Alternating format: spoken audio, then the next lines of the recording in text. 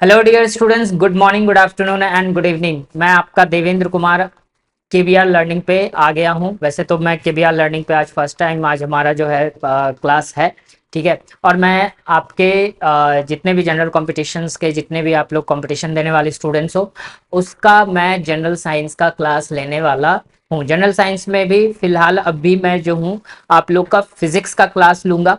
और फिजिक्स जो है जितनी भी कॉम्पिटिशन्स में पूछे जाते हैं, जो भी जनरल कॉम्पिटिशन होते हैं फिजिक्स उसमें से जो होता है वो मेन सब्जेक्ट्स के रूप में देखा जाता है ना। फिजिक्स केमिस्ट्री बायोलॉजी जो होते हैं ये तीनों जनरल साइंस की कैटेगरी में आते हैं और ये तीनों से ही हर एक कंपटीशन में क्वेश्चंस पूछे जाते हैं, ठीक है। तो आपको यही जनरल साइंस जो है मैं पढ़ाने वाला हूँ, आपके केवीआर लर्निंग के प्लेटफॉर्म पे पढ़ा रहा हूँ, ठीक है। और जो भी बच्चे हैं यहाँ पर और जो भी नए बच्चे हैं जिनको इस चीज़ के बारे में, इस प्लेटफॉर्म के बारे में नहीं पता है, आप लोग उन्हें ये वीडियो शेयर कर देना, ठीक है, ताकि उनको भी ये सारी चीज़ें पता चल सके, ठीक है। तो हम जो है जनरल साइंस के बारे में बात करेंगे और जनरल साइंस में भी फिजिक्स के बारे में बात करेंगे। ये जो है ये हमारा नाम है। ये मैंने जो है आपको जो है ये मेरा नाम मैंने देवेंद्र कुमार बताया, ये मेरा नाम देवेंद्र कुमार है, जो कि मैं आप लोग का फिजिक्स का क्लास लूंगा, ठीक है। तो यहाँ से हमारे पास क्या होते हैं, यहाँ पर हमारे लिए जो होते हैं ये आपको जो है मैं आप लोग का जो है क्लास लेने वाला हूँ। चलिए मैं इसे इरेज कर देता हूँ, ठीक है। चलिए आते हैं अपने वापस। हमारे पास जो होता है जनरल साइंस में जो हमारे लिए बात आएगी, सबसे पहले हम लोग जानते हैं कि विज्ञान, जनरल साइंस की बात अगर करें तो सबसे पहले हम लोग विज्ञान की बात करेंगे कि विज्ञान आखिर होता क्या है, ठीक है। विज्ञान हम लोग किसे कहते हैं, ठीक है। तो विज्ञान जो होता है यानी कि जो साइंस होता है, मैं उसके बारे में कुछ लाइंस आपको लिख देता हूं जिससे कि आपको पता चल सके कि क्या होता है हमारा विज्ञान, ठीक है। ये सारी चीज़ें भी मैं कर देता हूँ। तो हमारे लिए क्या है, लगता है कलर्स दिखाई नहीं पड़ेंगे इससे, है ना। तो मैं जो हूँ यही कर देता हूँ। चलिए, तो विज्ञान की बात यानी कि सबसे पहले मैं साइंस की बात करता हूँ, ठीक है, कि साइंस हमारा क्या होता है, विज्ञान, ठीक है। साइंस क्या होता है यानी कि हम लोग जब कहते हैं स्पेशल नॉलेज, सिंपल सी बात होती है, ज़्यादा डिटेल्स में तो नहीं पढ़ना है, सीधा बताना है कि स्पेशल नॉलेज, ठीक है। स्पेशल नॉलेज जो होता है वही हमारा विज्ञान कहलाता है, यानी विशेष प्रकार का ज्ञान। ऐसे भी हम लोग क्या कहते हैं, साइंस जो होता है ना आपका, साइंटिया नाम के वर्ड से सामने आया है। पूछा जाता है कभी कभी जो साइंस होता है इसका लैटिन नेम है, ठीक है। लैटिन नेम, लैटिन नेम क्या है इसका, मैं बताता हूं। लैटिन नेम जो इसका होता है वो होता है साइंचिया, है ना, साइंचिया। और साइंसिया का जो मीनिंग बनता है, उसका मीनिंग बनता है नॉलेज। उसका मीनिंग क्या बनता है, नॉलेज बनता है, ठीक है। ये साइंसिया का मतलब होता है नॉलेज। ये एक लैटिन वर्ड है, इसका लैटिन नाम है, ठीक है। अगर इसको मैं हिंदी में लिखूं तो इसका जो है लैटिन नाम होता है, लैटिन नाम है आपका, इसका क्या है, कि क्या बोल सकते हैं, शाइंटिया, इसको शाइंटिया बोलते हैं हम लोग, है ना, इसको साइंटिया, शाइंटिया बोलते हैं, जिसका मतलब होता है ज्ञान, ठीक है। बात समझ में आ रही है यहाँ पे।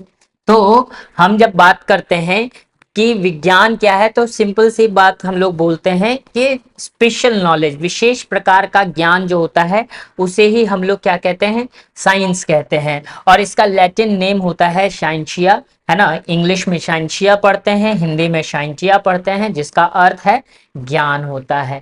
बात समझ में आ गई यहाँ पे। इसीलिए हम लोग स्पेशल यानी विशेष प्रकार का ज्ञान, मैं इसका हिंदी भी लिख देता हूं, विशेष,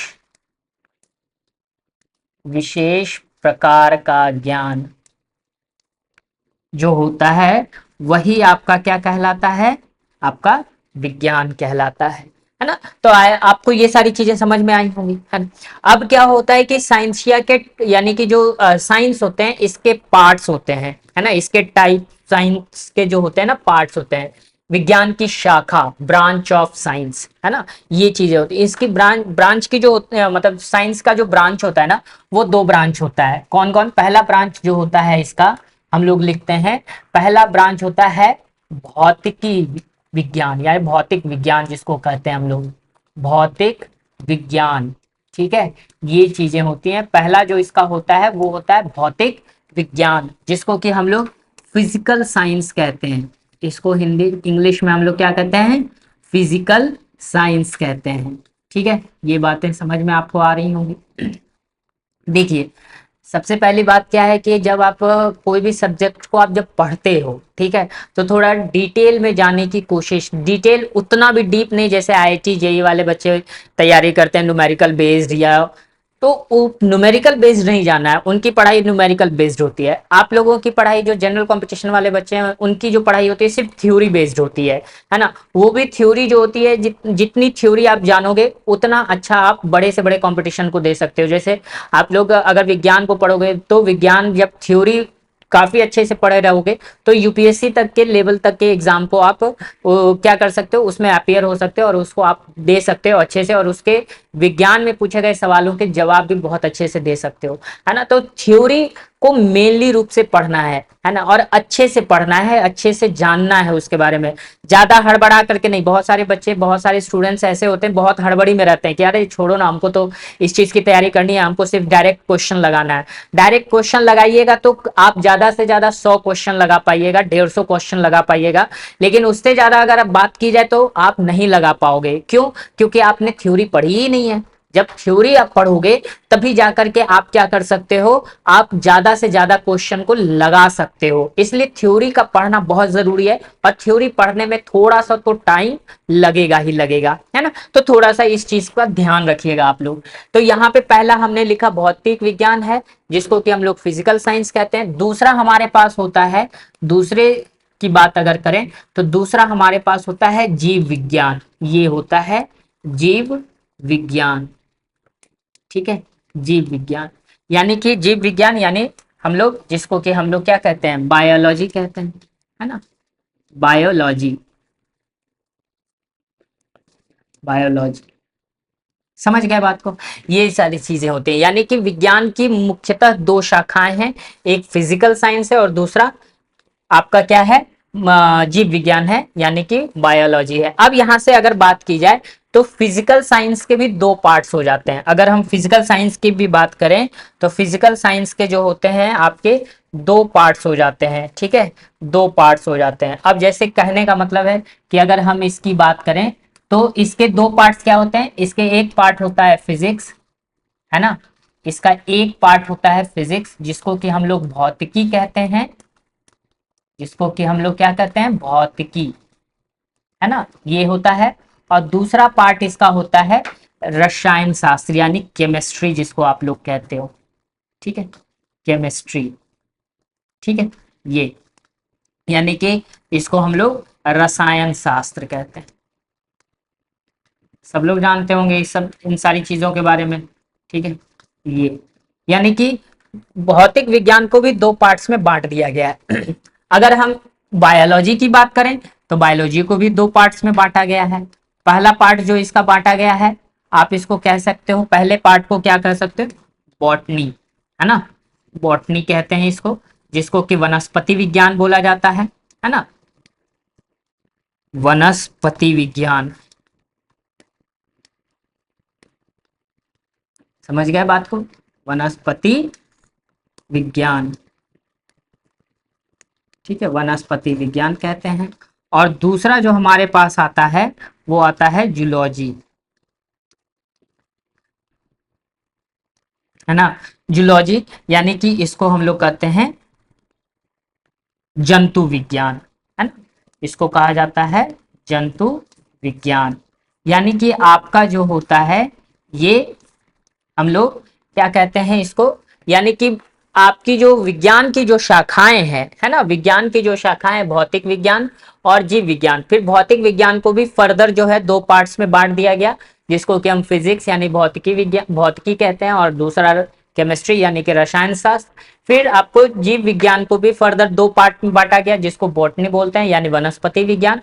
और दूसरा होता है जूलॉजी यानी कि जंतु विज्ञान। तो इस तरीके से विज्ञान की शाखाओं को बांटा गया। कि विज्ञान एक जो है बांटने के पीछे का सबसे बड़ा मकसद क्या था कि विज्ञान जो है ना वो बहुत ब्रॉड एरिया कवर करता था, है ना। चूंकि स्पेशल हर तरह का स्पेशल ज्ञान जो होता था वो क्या हो जाता था, विज्ञान की श्रेणी में आ जाता था, है ना। तो इसलिए विज्ञान का बहुत ब्रॉड एरिया होने की वजह से इसको पार्ट बाय पार्ट इसको बांटा गया, ताकि आगे आने वाली जो पीढ़ियां हैं, है ना, आगे आने वाले जो जनरेशन है उनको पढ़ने में ज्यादा दिक्कतों का सामना ना करना पड़े। इसीलिए इसीलिए आप भी देखते हो जब आप लोग टेंथ से आप जब आईएससी में जाते हो, इंटर में जाते हो, तो आप लोग क्या करते हो, पीसीएम चूज करते हो या पीसीबी चूज करते हो या सीबीए चूज करते हो। इस तरीके से आप क्या करते हो, सब्जेक्ट चूज करते हो और एक एक सब्जेक्ट की जानकारी आप लोग लेते हो, है ना। इसीलिए विज्ञान की बहुत ब्रॉड एरिया हो जाने की वजह से, बहुत ब्रॉड क्षेत्रफल होने की वजह से क्या होता है, इसको इस तरीके से भागों में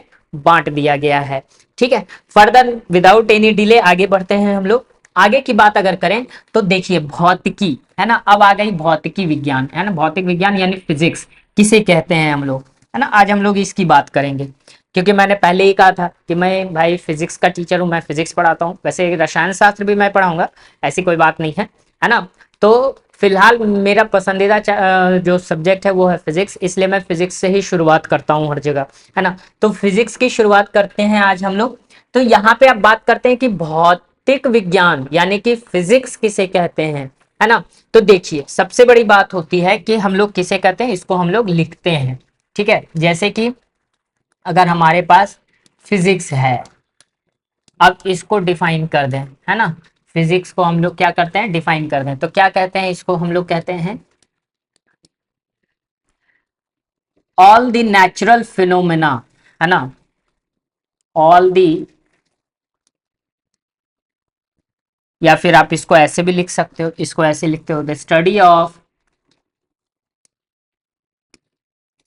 दी study of all natural phenomena.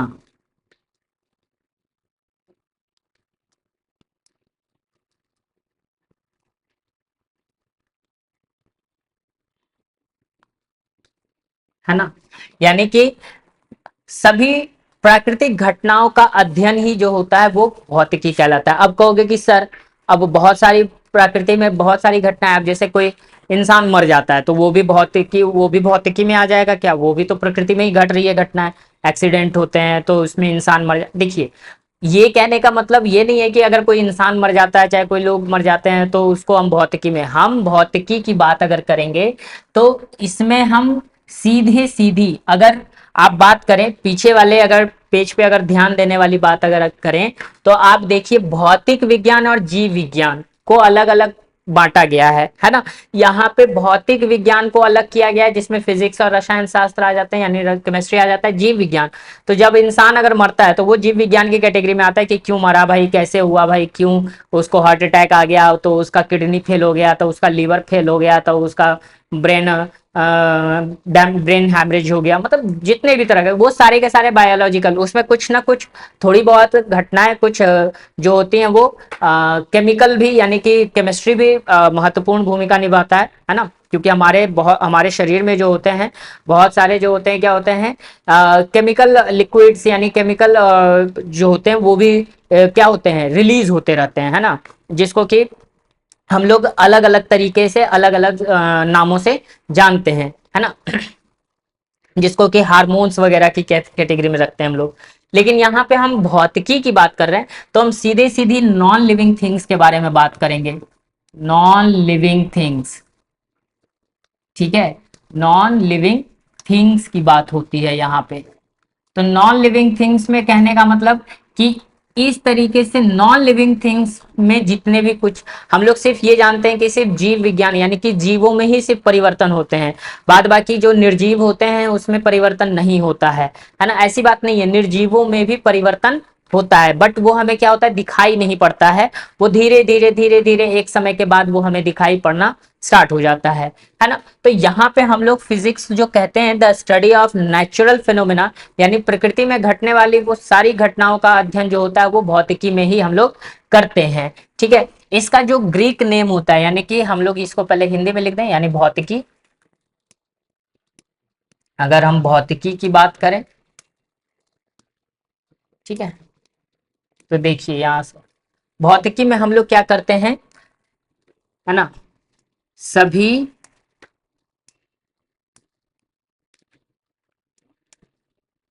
प्राकृतिक प्राकृतिक घटनाओं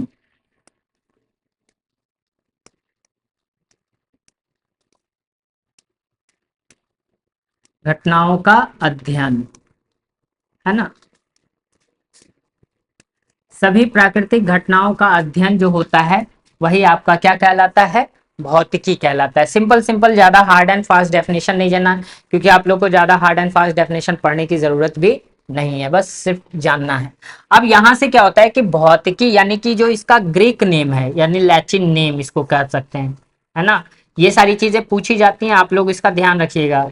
लैटिन नेम, ठीक है। लैटिन नेम क्या होता है इसका, लैटिन नेम आपका होता है इसका फ्यूसिस, है ना, क्या होता है, फ्यूसिस, ठीक है, जिसका अर्थ होता है, जिसका मीनिंग होता है नेचर, जिसका मीनिंग क्या होता है, नेचर, ठीक है, यानी कि फ्यूसिस लैटिन नेम, यानी लैटिन नाम,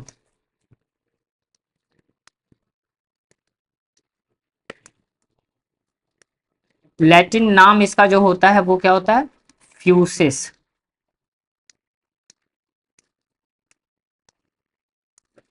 फ्यूसिस, है ना, जिसका अर्थ होता है प्रकृति,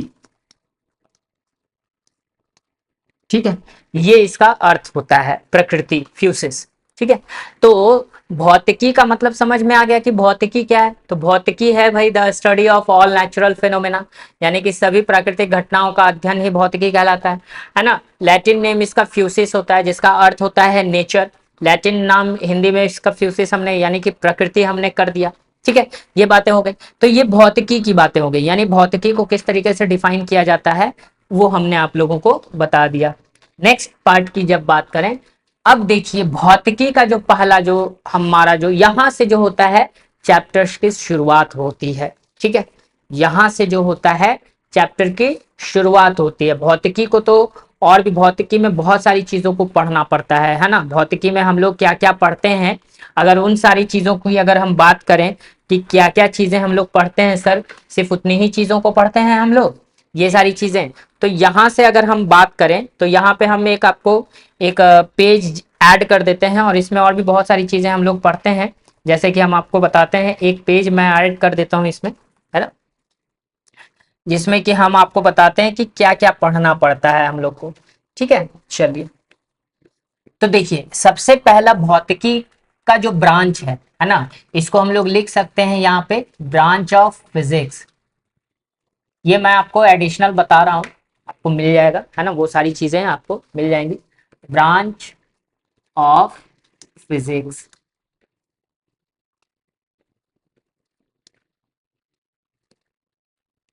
ठीक है, यानी कि आप इसे हम लोग कह सकते हैं क्या, भौतिकी की शाखा, है ना, भौतिकी की शाखा, है ना, ये, चलिए, तो हम आपको ये बताते हैं कि भौतिकी की शाखाओं में हम लोग क्या क्या पढ़ते हैं, किसका किसका अध्ययन कर, जैसा पहला हमारे पास आता है, पहला हम लोग पढ़ते हैं मैकेनिक्स, यानी कि जिसको कि हम लोग यांत्रिकी कहते हैं, है ना, यांत्रिकी, इसके भी पार्ट्स होते हैं, यांत्रिकी में भी क्या क्या पढ़ना होता है ये भी हम आपको बताते हैं। जैसे यांत्रिकी की अगर हम बात करें, है ना, तो यांत्रिकी में हम लोग पढ़ते हैं क्या, पहला unit and measurement, unit and measurement, ठीक है,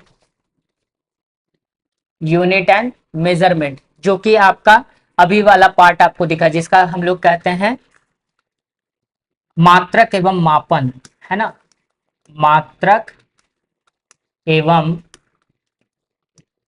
मापन, ये हो जाता है। ठीक है, दूसरा आपको इसमें पढ़ना पड़ता है गति, है ना, यानी मोशन। अगर हम इसकी बात करें तो इसमें हम लोग को पढ़ना पड़ता है मोशन, है ना, यानी कि गति जिसको हम लोग कहते हैं। इसी में आप गति में जब ही पढ़ते हैं, है ना, सारी चीजें पढ़ते हैं गति में, है ना, जिसमें कि न्यूटन के गति के नियम यानी न्यूटन्स लॉज ऑफ मोशन वगैरह पढ़ते हैं, है ना। ये सारी चीजें आप लोग को यांत्रिकी में पढ़नी पड़ती है, मैकेनिक्स में पढ़ना पड़ता है। ठीक है, सेकेंड नंबर सी नंबर की अगर बात करें इसमें आपका, है ना, तो आपको जो है इसमें पढ़ना पड़ता है ग्रेविटेशन के बारे में भी पढ़ना पड़ता है। ये सारी ग्रेविटेशन, है ना, ग्रेविटेशन भी पढ़ना पड़ता है इसमें आपको। और भी अगर बात करें तो इसमें रोटेशनल यानी गुरुत्वाकर्षण जिसको हम लोग कहते हैं, जिसको कि हम लोग गुरुत्वाकर्षण कहते हैं, ये भी मैकेनिक्स का ही पार्ट है। ठीक है, ये भी किसका पार्ट है, मैकेनिक्स का ही पार्ट है, गुरुत्वाकर्षण। ठीक है, गुरुत्वाकर्षण भी पढ़ना पड़ता है। फोर्थ में आपको रोटेशनल मोशन भी पढ़ना थोड़ा बहुत, है ना। ये सब की थोड़ी थोड़ी जानकारी लेनी पड़ती है, इसका डेरिवेशंस वगैरह नहीं पढ़ना पड़ता है ना, क्योंकि आप लोग सामान्य जो है कंपटीशन के लिए आते हैं, है ना, प्रतियोगिता परीक्षा के लिए रहते हैं, इसलिए उसमें ज़्यादा डिटेल में नहीं पढ़ना होता, बस थोड़ा थोड़ा पढ़ना पड़ता है, जिसको कि हम लोग घूर्णन गति कहते हैं, है ना, घूर्णन गति। ठीक है, और भी गति में ही हमने यहाँ जो मोशन लिखा है, तो इसी में जो होते हैं ना, गति के भी 3 पार्ट इसमें बांट दिए जाते हैं। बहुत सारे बुक्स वगैरह में आपको मिल जाएगा कि motion in one dimension motion, यानी कि एक विमीय गति, द्विविमीय गति, है ना, प्रोजेक्टाइल मोशन, ये सारी चीजें आपको मिल जाती हैं उसमें। लेकिन हमने आपको इसी में गति में ही आपको सारी चीजें आपको पढ़नी पड़ जाएंगी, गुरुत्वाकर्षण में सारी चीजें पढ़नी पड़ जाएंगी, है ना, रोटेशनल मोशन यानी घूर्णन गति में ही सारी चीजें। तो जितने भी गति वाले पार्ट्स हैं जो भी हैं, है ना, ये सारे के सारे आपके मैकेनिक्स में आते हैं, और ये सारी चीजों को आपको पढ़ना पड़ता है। और भी चीजें एडिशनल होती हैं, तो ये आपको चीजें पढ़नी पड़ती हैं। ब्रॉडली रूप से आपको मैंने बता दिया कि इतनी जो चीजें होती हैं आपको पढ़नी पड़ती हैं मैकेनिक्स की, है ना। बात समझ में आ रही होगी आप लोगों को। अब अगर नेक्स्ट अगर हम बात करें दूसरे पॉइंट की अगर हम बात करें, तो दूसरे पॉइंट में आपका जो होता है ना, हम इसमें क्या कर सकते हैं, चाहे तो मैकेनिक्स में ही रख सकते हैं, लेकिन हम इसको अलग रखते हैं। इसको हम लोग लिखते हैं वर्क एनर्जी, है ना, वर्क एनर्जी एंड पावर, है ना, वर्क एनर्जी एंड पावर, ये पढ़ना पड़ता है हम लोग को, यानी कि कार्य,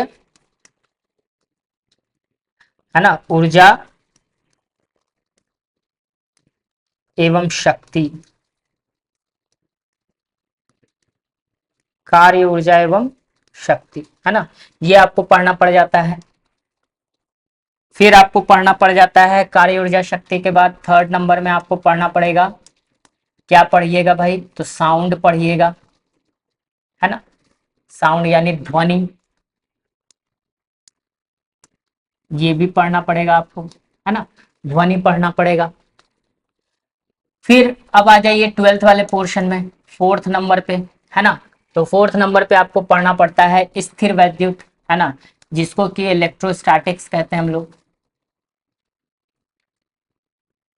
इलेक्ट्रोस्टैटिक्स। ठीक है, जिसको कि हम लोग स्थिर वैद्युत कहते हैं। थोड़ा बहुत जानना होता है, ज्यादा तो नहीं जानना पड़ता है, लेकिन हाँ थोड़ा बहुत जानकारी तो रखनी पड़ती है। स्थिर वैद्युत हो गया आपको, है ना। फिर आपको फिफ्थ नंबर में पढ़ना पड़ता है करेंट, है ना, या इलेक्ट्रिक करंट जिसको हम लोग कहते हैं, इलेक्ट्रिक करंट यानी कि विद्युत धारा।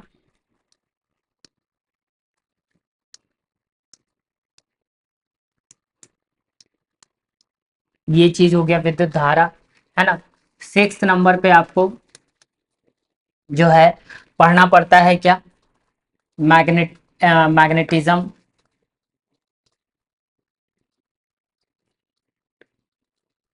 ठीक है, ज्यादा मैग्नेटिज्म में यानी चुंबकत्व,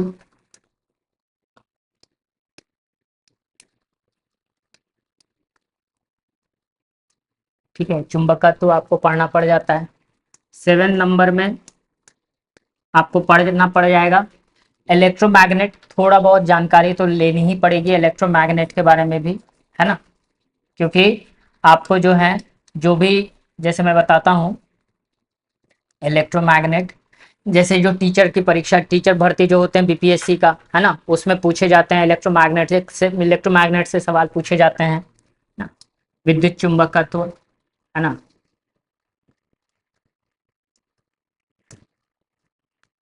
विद्युत चुंबकत्व,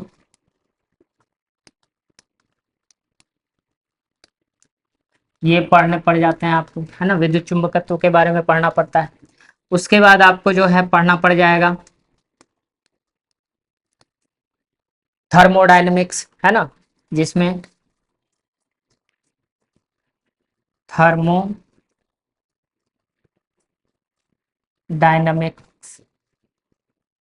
यानी कि थर्मोडायनेमिक्स का मतलब जानते ही हैं, ऊष्मागतिकी। ये आपको पढ़ना पड़ जाएगा ऊष्मा गतिकी, है ना, ये पढ़ना पड़ेगा आपको। फिर आपको ऊष्मा गतिकी के बाद आपको जो है पढ़ना पड़ेगा लास्ट में मॉडर्न फिजिक्स, मॉडर्न फिजिक्स, ठीक है, यानी कि जिसको कि हम लोग आधुनिक भौतिकी कहते हैं।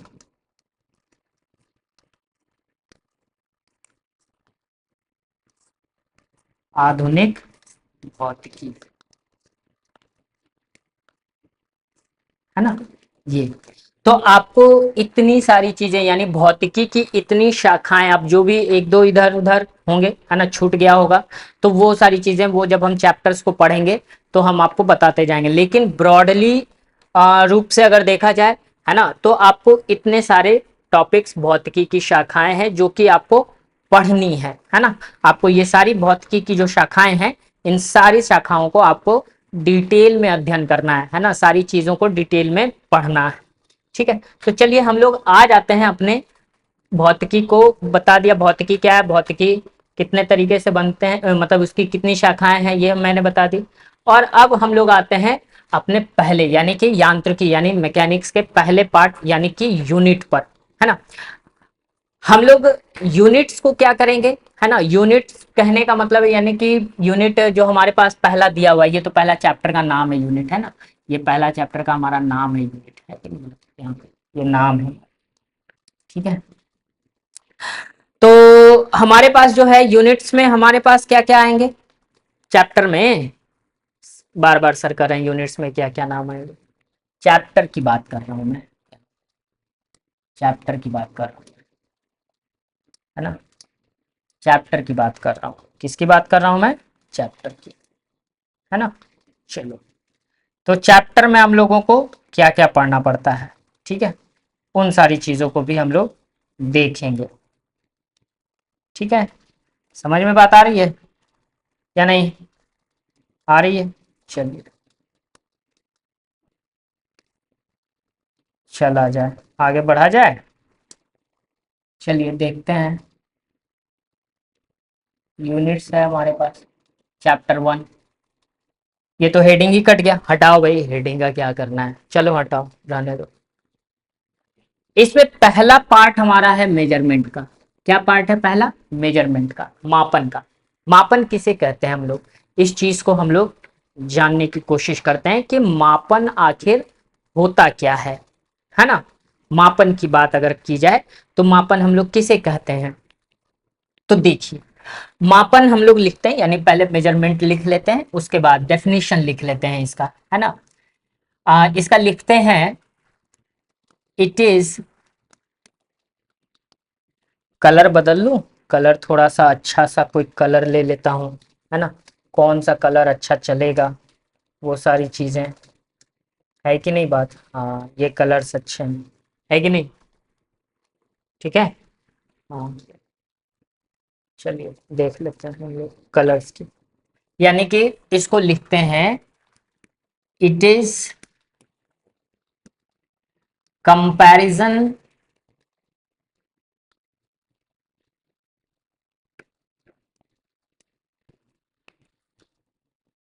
between numeric value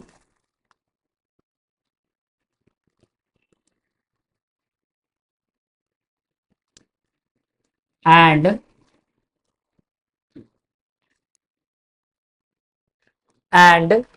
standard।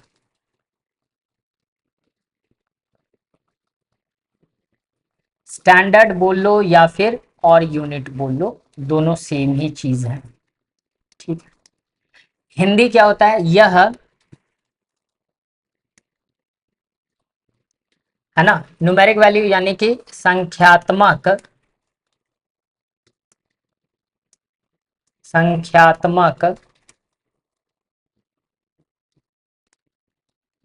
एवं इकाई हम्म, इकाई के बीच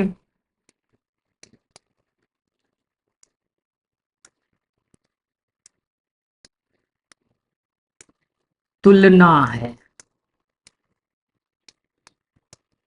ठीक है। यानी कहने का मतलब क्या है कि यह संख्यात्मक, देखिए यहाँ मान छूट गया, यहाँ पे ना मान लिख लीजिएगा, देखिए मैंने यहाँ पे लिख दिया, संख्यात्मक मान एवं इकाई के बीच तुलना है। ये क्या है, इट इज द प्रोसेस, है ना, it is a process as the compare between numeric value and the क्या स्टैंडर्ड यूनिट, है ना।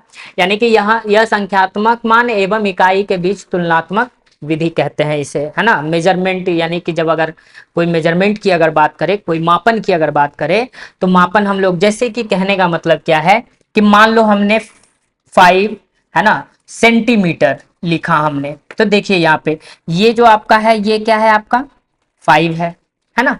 यानी न्यूमेरिक वैल्यू ये है आपका, इसको हम लोग क्या कह सकते हैं, न्यूमेरिक वैल्यू, है ना। इसको हम लोग क्या कह सकते हैं, न्यूमेरिक वैल्यू कह सकते हैं, यानी संख्यात्मक मान।